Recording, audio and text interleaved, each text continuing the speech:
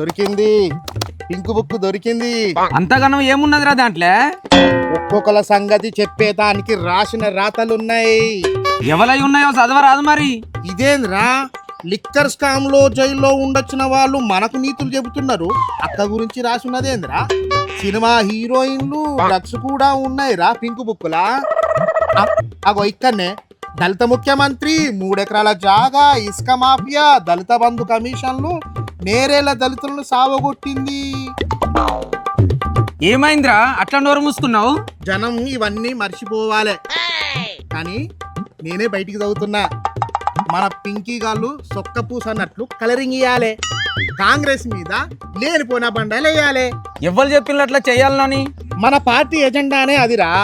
కాళేశ్వరం కూలిపోయిన, అయ్య కాలంలో అడిగినోడిని తన్నిన, మన గులాబీ లీడర్లు అందిన కాడికి దోసుకున్న కాంగ్రెస్ పార్టీ మీద విషం జిమ్మాలే. మరి ఈ పింక్ బుక్ లా అట్లెందుకున్నది? అదే నాకు అర్థమైతే లేదురా. మనం చేసిన పాపాలు ఎంత కడిగినా పోవంటారు కదా. అయినా అవన్నీ వదిలే. కాంగ్రెస్ సర్కార్ను బదనం చేయాలంటే కొత్త పింక్ బుక్ రాయాలేమో. ఎందుకురా రేవంత్ రెడ్డి మీద ఉత్తుత్త బట్టగాల్చి మీదేస్తున్నావు? ఎందుకో నాకు ఇది కరెక్ట్ అనిపిస్తలేదురా. నాకు కరెక్ట్ అనిపిస్తున్నదా రా, కానీ గట్టినే చేయాలి.